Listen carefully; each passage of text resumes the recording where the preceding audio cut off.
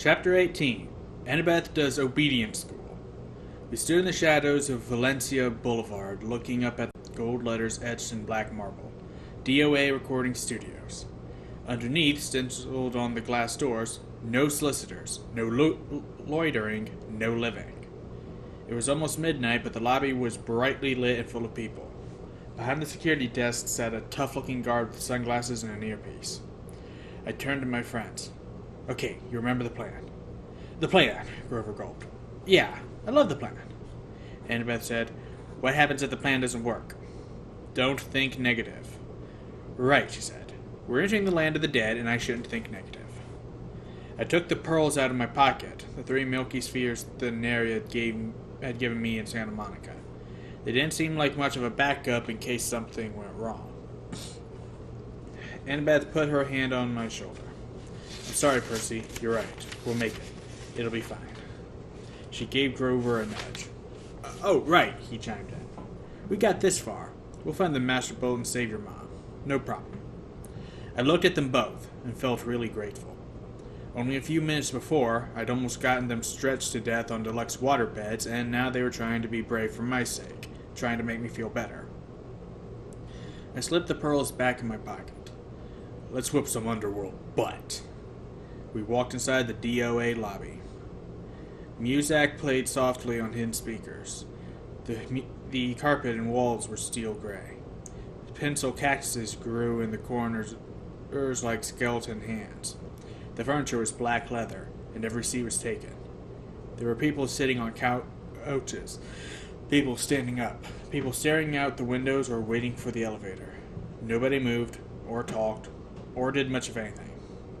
Out of the corner of my eye, I could see them all just fine, but if I focused on any one of them in particular, they started looking transparent.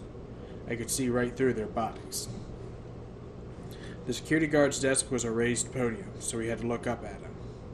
He was tall and elegant, with chocolate-colored skin and bleached blonde hair shaved military style. He wore tortoiseshell shades and a silk Italian suit that matched his hair. A black rose was pinned to his lapel under a silver name tag. I read the name tag, then looked up at him in bewilderment. Your name is Chiron? He leaned across the desk. I couldn't see anything in his glasses except my own reflection, but his smile was sweet and cold, like a python's right before it eats you. What a precious young lad. He had a strange accent. British, maybe, but also as if he had learned English as a second language. I don't do a good British. Tell me, mate, do I look like a centaur? No. Sir, he added smoothly. Sir, I said. He pinched the name tag and ran his finger under the letters. Can you read this, mate? It says Charon. Say it with me. Charon. Like Charon. Like Charon. Okay, Charon. Amazing. Now, Mr. Charon. I've always heard it as Charon. Well done, he said. Well done, he sat back. I hate being confused with that old horseman. And now, how may I help you little dead ones? His question caught in my stomach like a fastball. I looked at Annabeth for support. We want to go to the underworld, she said. Charon's mouth twitched. Well, that's refreshing. Is it? She asked. Straightforward and honest. No screaming. No, there must be a mistake, Mr. Charon. He looked over at us. How did you die, then? I nudged Grover. Oh, he said. Drowned. In the bathtub. All 3 of you? Charon asked. We nodded. Big bathtub. Charon looked mildly impressed. I don't suppose you have coins for passage. Normally with adults, you see, I could charge your American Express or add the ferry price to your last cable bill. But with children, alas, you never die prepared. Suppose you'll have to take a seat for a few centuries. Oh, but we have coins. I set 3 golden drachmas on the counter, part of the stash I'd found in Krusty's office desk. Well now, Charon moistened his lips. Real drachmas. Real golden drachmas. I haven't seen these in and his fingers hovered greedily over the coins. We were so close. Karan looked at me. That cold stare behind his glasses seemed to bore a hole through my chest. Here now, he said. You couldn't read my name correctly. Are you dyslexic, lad? No, I said. I'm dead. Karan leaned forward and took a sniff. You're not dead. I should have known. You're a godling.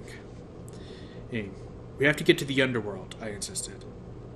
Karan made a growling sound deep in his throat.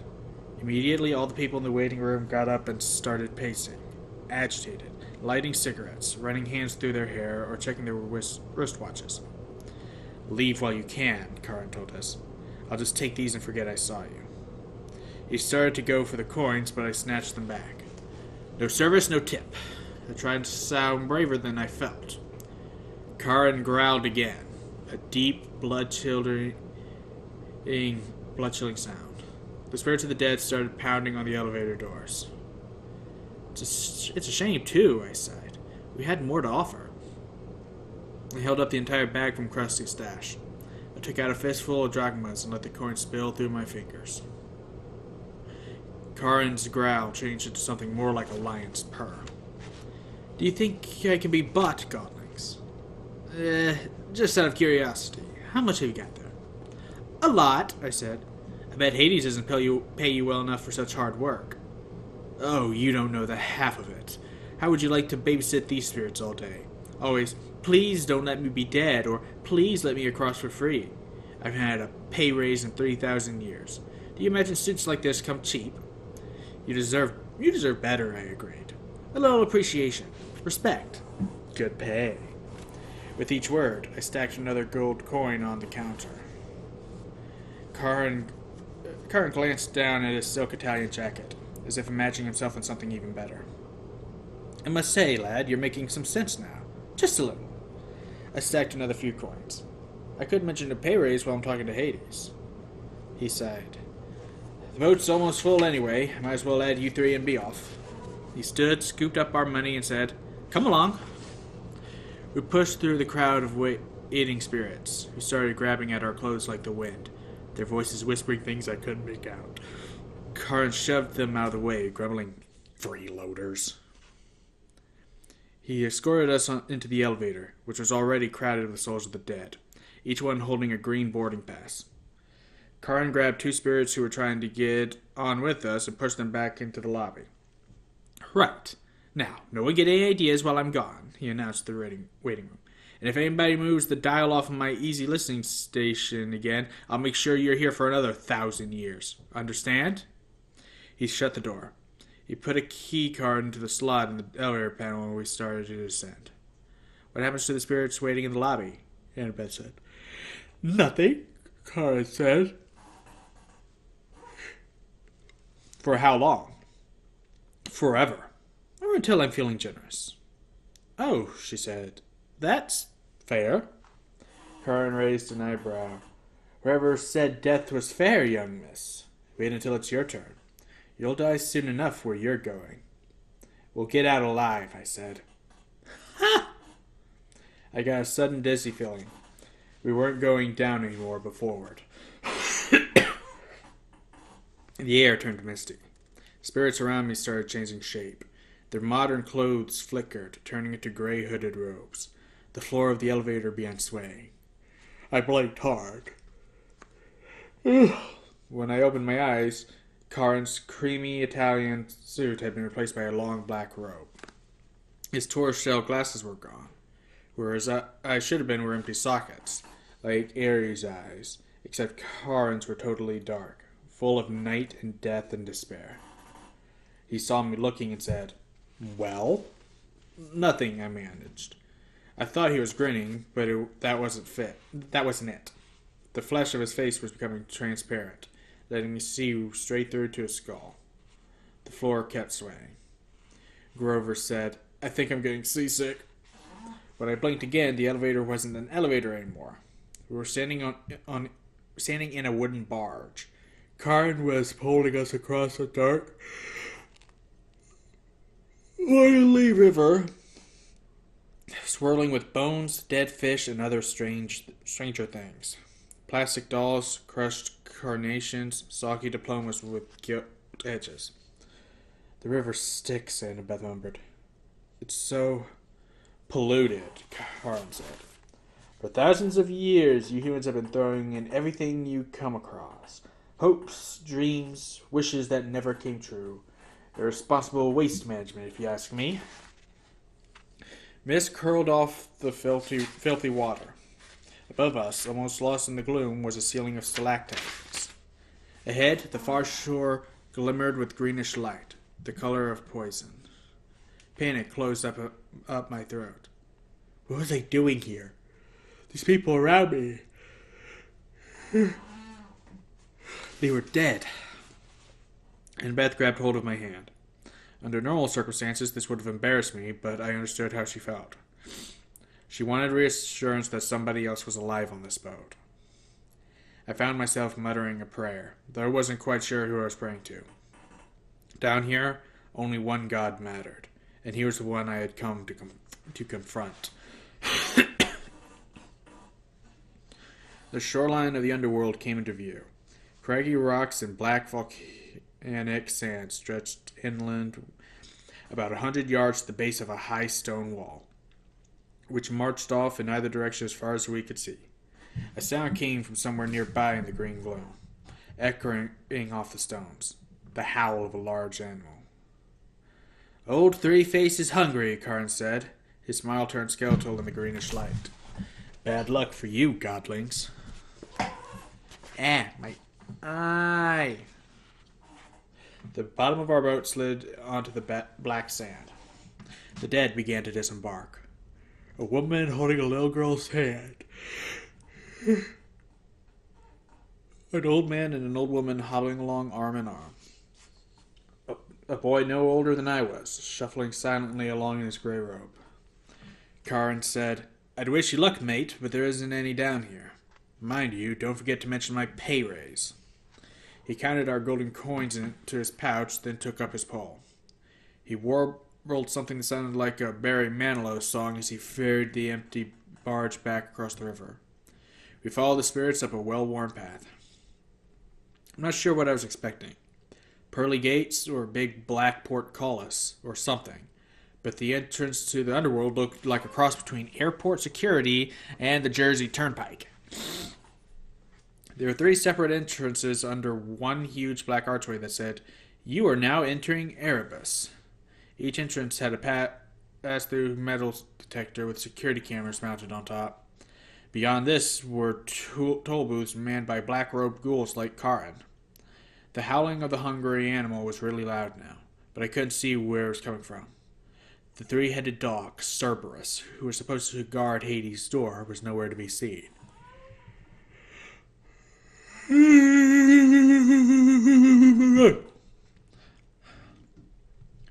Okay, the dead queued up in 3 lines. 2 marked attendant on duty and 1 marked easy death. The easy death line was moving right along. The other 2 were crawling. What do you figure? I asked Annabeth. The fast line must go straight to the Asphodel Field, she said. No contest. They wouldn't want to risk judgment from the court because it might go against them.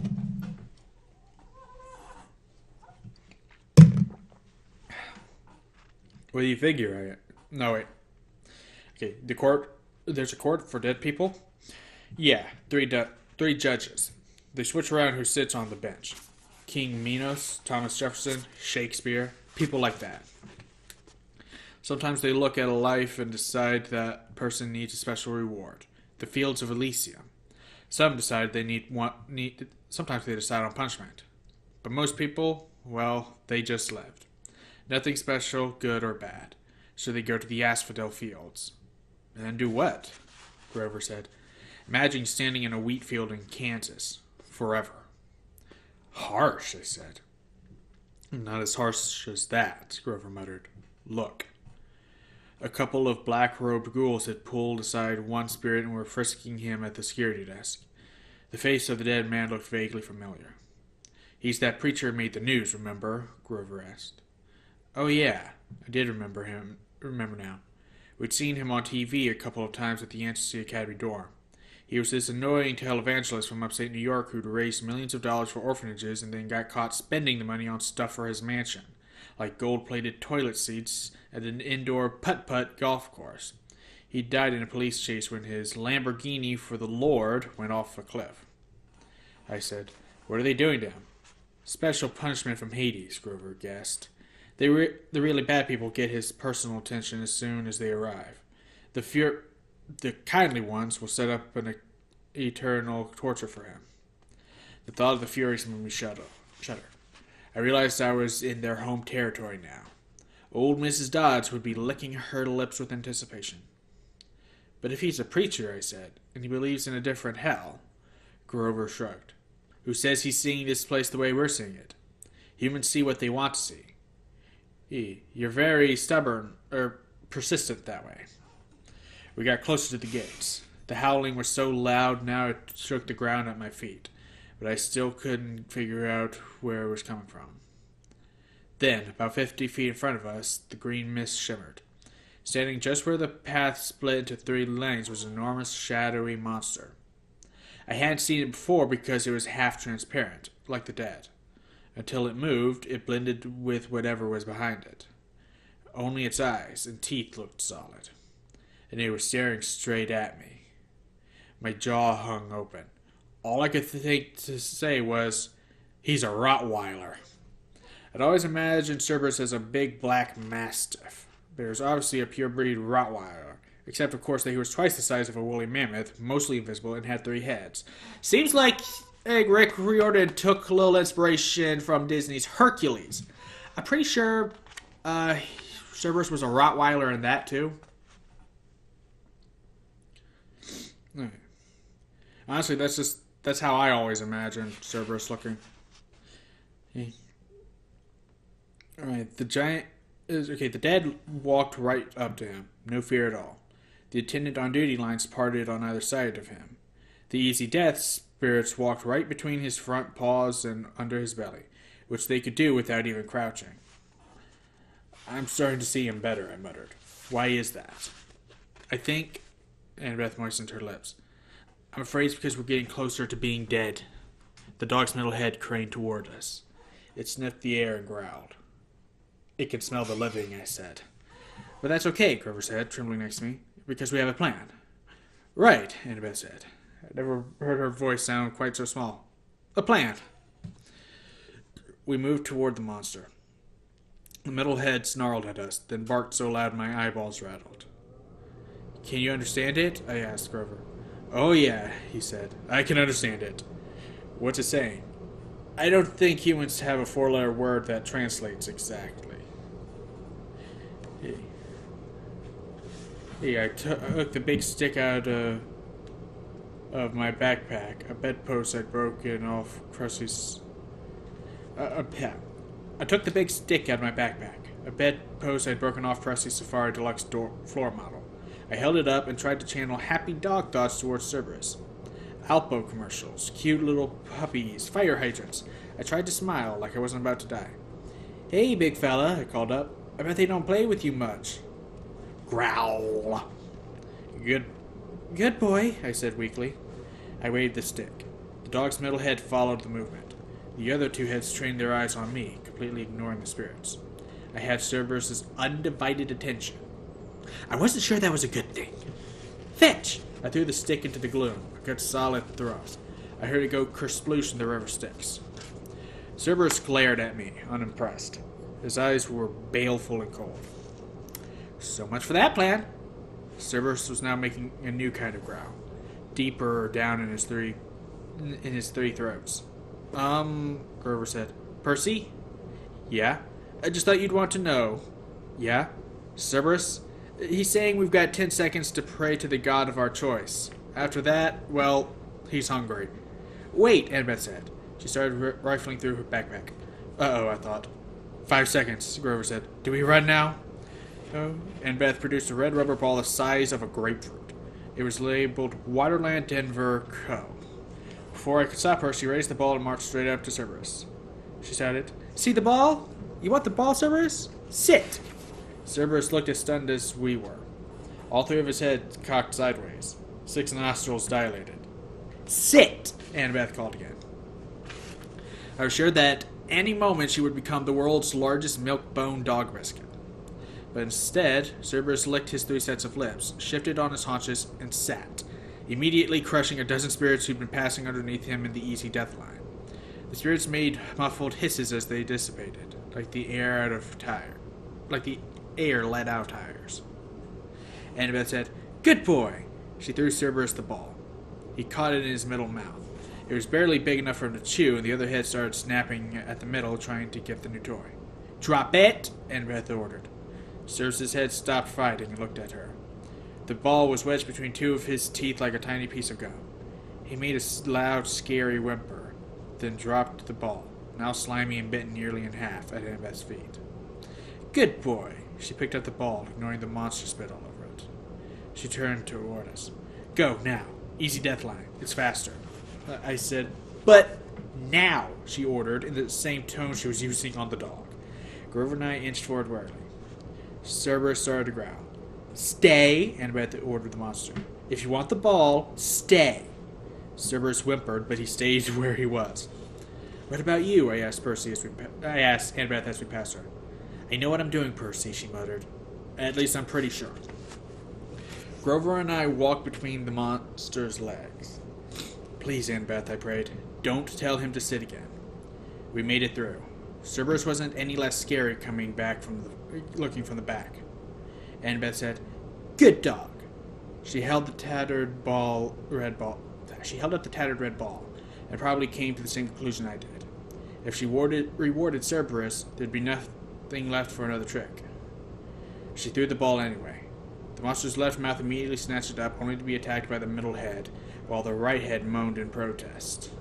While the monster was distracted, Annabeth walked briskly under its belly and joined us at the metal detector. "How did you do that?" I asked her, amazed. "Obedience school," she said breathlessly, and I was surprised to see there were tears in her eyes. "When I was little, at my dad's house, we had a Doberman." "Never mind that," Grover said, tugging at my shirt. "Come on." We were about to bolt through the easy death line when Cerberus moaned pitifully from all 3 mouths. Annabeth stopped.